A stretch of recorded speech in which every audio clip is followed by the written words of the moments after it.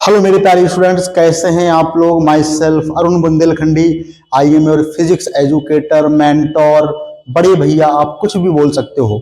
आज हम लोग बात करने वाले हैं इंडिया के one of the most trending exam NEET के बारे में। आप लोग देख रहे हो नीट फुल फॉर्म क्या है, national eligibility cum entrance test. इसकी बेसिक सारी जानकारी को जानेंगे। बहुत कंफ्यूजन है, बहुत सारे बच्चे इसके बारे में नहीं जानते हैं। कौन कौन एग्जाम दे सकता है, क्या होगा, कौन से कॉलेज मिलेंगे, फीस क्या होगी, पूरी कहानी के बारे में जाने। एग्जाम पैटर्न क्या होगा, बेसिक कहानी अगर आप इसके बारे में नहीं जानते हैं तो आप इस वीडियो को देखेंगे। जो भी कंफ्यूजन होगी वो सारी कंफ्यूजन दूर होगी। क्या मैथ वाले एग्जाम दे सकते हैं, क्या बायो वाले दे सकते हैं, सारी कहानी हम यहाँ पे आपको बताने वाले हैं। तो शुरू करते हैं बेसिक से बेसिक कहानी को। क्या है कहानी, नीट यूजी। नीट यूजी क्या है? आप लोग जो एग्जाम दोगे वो दोगे नीट यूजी का, ना कि पीजी का। आप जो यूजी का एग्जाम दोगे, 12th में हो या 12th के बाद ड्रॉप ले रहे हो, तो आप एमबीबीएस के लिए ड्रॉप ले रहे हो तो वह यूजी है, आपको ग्रेजुएशन करना है वहां से, तो यूजी का एग्जाम दोगे। जब आप एमबीबीएस कर चुके होगे तो फिर पीजी का एग्जाम दोगे, तो वो हो जाएगा नीट पीजी। क्या हो जाएगा? NEET PG. क्या होता है? फुल फॉर्म आप लोग जानते हैं, national eligibility cum entrance test. India का एक सिंगल मेडिकल एंट्रेंस एग्जाम है। सिंगल, एकमात्र एग्जाम होता है भारत के सारे गवर्नमेंट मेडिकल कॉलेजेस के लिए। क्लियर है कहानी? उसके बाद है एमबीबीएस, बीडीएस, आयुष कोर्सेज के लिए होता है। एमबीबीएस के लिए आप लोग जानते हो एमबीबीएस क्या होता है। BDS, bachelor in dental surgery. मतलब सिंपल सी बात यह है कि अगर आपकी रैंक नहीं आई तो आप बीडीएस कर सकते हो। आयुष कोर्सेज, कुछ भारत के और भी छोटे छोटे मेडिकल कोर्सेज होते हैं। बैचलर इन डेंटल सर्जरी क्या है? दांतों का डॉक्टर। बेसिकली ऐसे समझो, दांतों का डॉक्टर भी आप यहीं से बनते हो। रैंक अगर कम है तो आप बीडीएस भी ले सकते हो, दांतों के डॉक्टर भी बन सकते हो। ठीक है। और क्या है, कंडक्ट कराता है इसको एनटीए, नेशनल टेस्टिंग एजेंसी इसको कंडक्ट कराती है। एक साल एक बार होता है। एक साल में कितनी बार होता है? नीट यूजी का एग्जाम सिर्फ एक बार होता है साल में। सिंपल सी कहानी। और कहानी क्या है, कौन दे सकता है, एलिजिबिलिटी क्या है। एलिजिबिलिटी में सबसे ज्यादा कंफ्यूजन है बच्चों को। 12th में पीसीबी होना चाहिए, फिजिक्स केमिस्ट्री बायोलॉजी होना ही चाहिए। लेकिन अब कुछ बच्चे जो मैथ वाले हैं वो भी दे सकते हैं। अगर आप फिजिक्स केमिस्ट्री बायो के साथ मैथ एडिशनल लिए हो तब भी दे सकते हो, क्योंकि कंपलसरी है फिजिक्स केमिस्ट्री बायो। और अगर आपके पास मैथ थी और आप फिर भी नीट का एग्जाम दे सकते हो, तो एक नाम आप लोगों ने सुना होगा, एनआईओएस। एनआईओएस से आप क्या कर सकते हो, न्यूज से, एनआईओएस से आप एक सब्जेक्ट से बायोलॉजी करके आप दोबारा से इस एग्जाम को दे सकते हो। कुछ जो बोर्ड एग्जाम है वो भी कंडक्ट कराते हैं वन सब्जेक्ट वाला, जैसे यूपी बोर्ड के हो तो यूपी बोर्ड में आप सिंगल सब्जेक्ट से कर सकते हो। प्रयागराज या बाकी किसी भी डिस्ट्रिक्ट में जाके वन सब्जेक्ट से बायो कर लोगे तब भी आप कर सकते हो। बीएससी में अगर बायोलॉजी लिए हो तब भी कर सकते हो। हाँ, अगर 12th में आप लिए हो पीसीबी, और अगर बीएससी में अगर बायोलॉजी लिए हो तो भी आप कर सकते हो इस एग्जाम को। तो सीधी सी कहानी है, एज मिनिमम 70 ईयर होनी चाहिए, मैक्सिमम कितनी भी ईयर हो कोई दिक्कत नहीं है। इंपॉर्टेंट कहानी क्या है, बायोलॉजी कंपलसरी है, मैथ्स ऑप्शनल है। 12th में प्रयास ये करो कि जो आपका बाद में दिक्कतें आती हैं, अगर बीएससी या बायोलॉजी लिए हो, अगर आपको नीट का एग्जाम देना है तो एनआईओएस से, अगर मैथ के हो तो एनआईओएस से बायोलॉजी कर लो वन सब्जेक्ट से, और आपका क्या हो जाएगा, आप नीट के लिए एलिजिबल हो जाओगे। सिंपल सी कहानी। ठीक है। और उसके बाद क्या है कहानी, सिलेबस क्या होता है। एनसीईआरटी बेस होता है, 11 प्लस 12 का पूरा सिलेबस आता है। पीसीबी का, किसका? पीसीबी का, 11th का भी और 12th का भी एनसीईआरटी बेस पूरा सिलेबस आता है। Physics chemistry biology. Most important जो वेटेज होता है वो हाईएस्ट वेटेज किसका होता है? बायोलॉजी का। क्यों? क्योंकि आप ऐसे समझो कि आपके नीट में 4 सब्जेक्ट हैं। कितने? बॉटनी, जूलॉजी, फिजिक्स और केमिस्ट्री। तो फिजिक्स केमिस्ट्री का 50% वेटेज है दोनों को मिला के, और बायोलॉजी अकेला दोनों को मिला के कितना संभाल रही है? 50% संभाल रही है। आगे चलते हैं। नीट एग्जाम पैटर्न क्या है? टोटल जो क्वेश्चन होंगे वो 200 होंगे। आपको 180 अटेम्प्ट करने होंगे। 20 क्वेश्चन आप छोड़ सकते हो, 20 क्वेश्चन छोड़ सकते हो। 720 नंबर का एग्जाम होगा। फिजिक्स के 50 क्वेश्चन रहेंगे, केमिस्ट्री के 50 क्वेश्चन रहेंगे, और बायोलॉजी के 100 क्वेश्चन रहेंगे। +4 नंबर मिलेंगे एक क्वेश्चन को सही करोगे। -1 होगा अगर एक क्वेश्चन, +4 -1 की माइनस मार्किंग है। एक क्वेश्चन गलत हुआ तो उसके नंबर नहीं मिलेंगे, -1 और कट जाएंगे। अगर छोड़ दोगे क्वेश्चन तो फिर उसका कुछ नहीं होगा, 0 की कहानी रहेगी। सिंपल सी कहानी। अब आगे बढ़ते हैं। और नीट के बाद क्या होता है, सबसे जरूरी कहानी कि नीट के बाद आखिर होता क्या है। आपने नीट एग्जाम दे दिया, आपने पूरी साल तैयारी कर ली, कैसे करोगे थोड़ा सा टिप्स हम इस वीडियो में देंगे। लेकिन उसके बाद क्या होगा, उसके बाद क्या होगा, रिजल्ट आएगा, सीधी सी बात है, 720 नंबर का एग्जाम होगा, उसमें रिजल्ट आएगा, रैंक मिलेगी, जिसके ज्यादा नंबर उसको ज्यादा रैंक, जिसके बराबर नंबर उसमें देखा जाता है कि बायो में कितने नंबर हैं, बाकी बाकी पैटर्न है। रैंक डिसाइड करने की पूरी तरीके से टेक्नोलॉजी कोई नहीं समझ पाया है, रैंक डिसाइड कैसे होती है कोई नहीं समझ पाया है, लेकिन जिसके ज्यादा नंबर उसकी ज्यादा रैंक, ऐसे समझो, ठीक है। रैंक डिसाइड हो जाएगी, रैंक डिसाइड होने के बाद काउंसलिंग होगी और फिर कॉलेज मिलेगा। क्या मिलेगा, कॉलेज। रैंक जितनी अच्छी कॉलेज उतना बेटर। कॉलेज बहुत सारे हैं, हजारों कॉलेज हैं, लगभग 50,000 सीट्स हैं। कितनी है, 50,000 गवर्नमेंट सीट है एमबीबीएस के अंदर, लगभग 15,000 सीट्स हैं बीडीएस के अंदर। तो एमबीबीएस में लगभग 50,000 सीट हैं गवर्नमेंट कॉलेजेस के अंदर, प्राइवेट की हम बात नहीं कर रहे हैं। तो गवर्नमेंट में 50,000 सीटें हैं, तो उनके लिए क्या होगा, कुछ छोटे कॉलेजेस होंगे, अच्छे कॉलेज नहीं होंगे, कुछ बहुत अच्छे कॉलेज होंगे। एम्स हो गया, एम्स दिल्ली जो सबसे बेस्ट कॉलेज है, एम्स ऋषिकेश हो गया, एम्स जोधपुर हो गया, ये बड़े बड़े कॉलेज हैं। केजीएमयू लखनऊ हो गया, इन कॉलेजेस में अच्छी रैंक अगर आपकी आती है तब आप क्या पे हो पाओगे, सिलेक्ट हो पाओगे। ठीक है, सबका अपना अपना कट ऑफ है। कोर्स कौन कौन से रहेंगे, एमबीबीएस जो हर कोई करना चाहता है।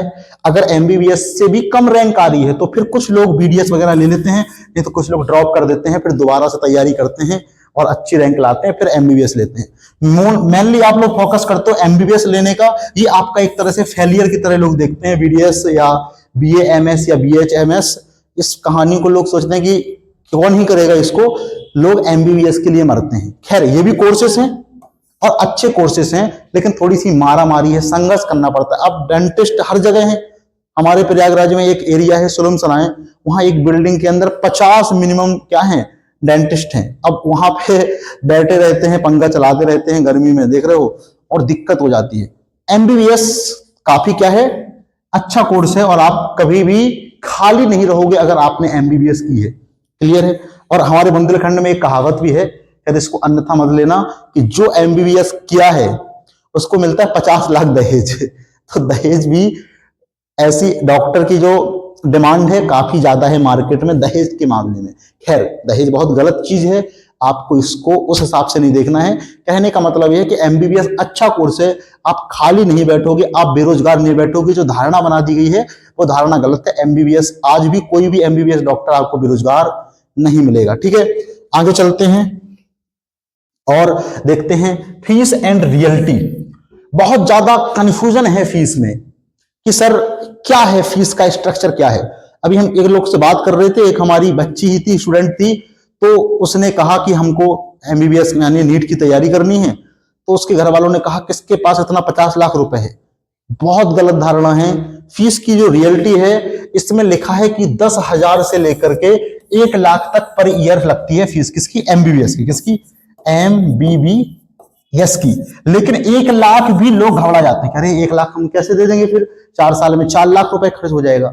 बेटा ये जो 1 लाख रुपए पर ईयर लगेगा वो उन लोग का लगेगा जिनके पापा मम्मी गवर्नमेंट जॉब कर रहे हैं। ये जो कहानी लिखी है 5 से 20 लाख, ये प्राइवेट कॉलेजेस की लिखी है। अगर आप नीट का एग्जाम क्रैक कर रहे हो और नीट के लिए मेहनत कर रहे हो, अगर आपकी रैंक अच्छी आ रही है तो आप प्राइवेट थोड़ी करोगे। प्राइवेट हम बोल रहे हैं, प्राइवेट एमबीबीएस 20 लाख, और जब 4 साल जाओगे तो कितना हो गया, 80 लाख रुपए लगभग मिनिमम खर्च हो गया। हो गया कि नहीं। 80 लाख रुपए कौन खर्च करेगा, जिनके बाप महतारी ऑलरेडी क्या है, अमीर है।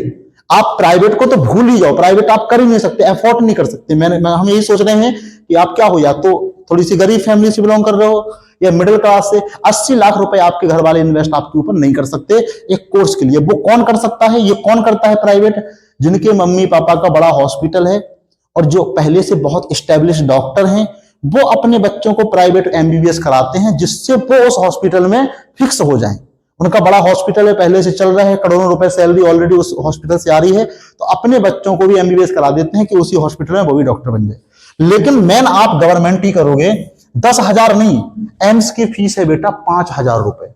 अगर आपके पापा गवर्नमेंट जॉब नहीं कर रहे हैं तो ऐसे मान के चलो कि आपको सिर्फ 10,000 रुपए पूरी साल का लगेगा, पूरी साल का 10,000 रुपए। सीधी सी बात है, कोई भी गवर्नमेंट कॉलेज है, और अगर थोड़ा से किसी किसी कॉलेज में रैंक अगर कम है, एम्स वगैरह कॉलेज आपको नहीं मिल रहा है, कोई भी गवर्नमेंट कॉलेज मिल रहा है, जैसे मान लो एक प्रयागराज के बगल में नया कॉलेज खुला है SMC Pratapgarh, Sonelal Patel medical college, तो उसमें अगर जैसे मान लो छोटा कॉलेज मिल रहा है गवर्नमेंट एमबीबीएस के लिए, उसमें 50-60 हजार 1 लाख तक अगर लग रही है 1 साल की फीस, तो आपको एजुकेशन लोन मिल जाएगी।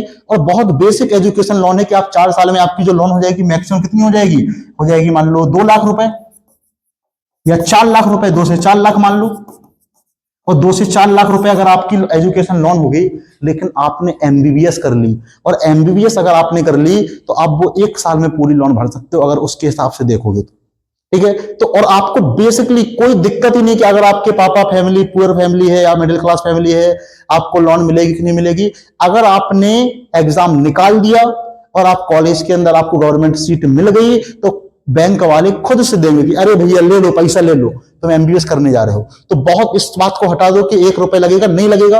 अगर आप अच्छी रैंक लाए, एम्स वगैरह मिलेगा, 5,000 रुपए से 10,000 रुपए तक क्या रहेगी, पूरी टोटल मैथ्स वैस सबको मिलाकर के फीस रहेगी। और आपका जो अलग से आएगा गवर्नमेंट के द्वारा वो तो अलग ही रहेगा। तो उसके आगे बढ़ते हैं और देखते हैं, इस बात को भूल जाओ।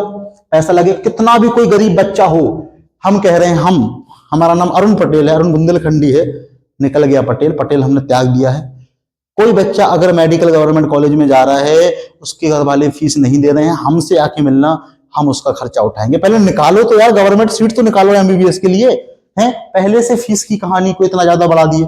कुछ लोग क्या हैं जो नहीं निकाल पाते, वो प्राइवेट को ग्लैमराइज करते हैं, 50 लाख 60 लाख रुपए खर्च। ऐसा नहीं होता, मेहनती बच्चों की फीस नहीं लगती, बहुत सरकार बहुत इन्वेस्ट करती है। आप एक चैनल देखना, एम्स ऋषिकेश की एक लड़की है सृष्टि साहा, बहुत अच्छी वीडियो बनाती है। वो बताती है 5,000 रुपए उसकी साल की फीस लगती है, और 5,000 रुपए में वो गर्दा उड़ा देती है, ठीक है। और एकदम लाखों रुपए तो यूट्यूब से कमा लेती है, सिर्फ ब्लॉग बना के, एम्स ऋषिकेश के बना के।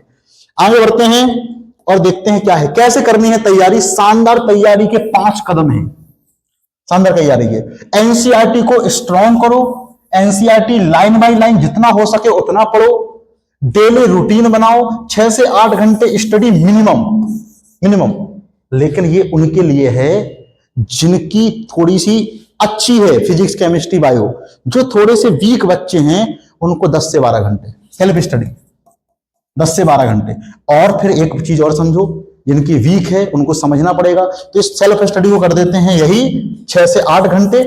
लेकिन 5 से 6 घंटे आप यूट्यूब के लेक्चर्स देखो, या किसी का पेड कोर्स खरीद लो। जैसे मान लो फिजिक्स वाला का पेड कोर्स खरीद लिए, तो वो 6 घंटे की आपको क्लास देंगे, दिन में 6 घंटे आप उनकी क्लास देखो, डेली टेस्ट दो और सेल्फ स्टडी करो 6 घंटे। तो 12 घंटे तो मिनिमम आपको पढ़ना पड़ेगा, तभी नीट निकल पाएगा। कंपटीशन तो है बेटा, कंपटीशन तो है। मॉक टेस्ट देने पड़ेंगे एक समय के बाद, 2-3 महीने आपने कुछ सिलेबस कंप्लीट कर लिया, उनके मॉक टेस्ट, यानी आप जो नीट का बेस्ड है, नीट का जो पैटर्न है, उस पैटर्न वाले टेस्ट को दोगे, एनालाइज करोगे कहां दिक्कत आ रही, जो क्वेश्चन गलत हुए उनको अटेम्प्ट करके बार बार रिवाइज करोगे, गलत नहीं हो जाए बाद में।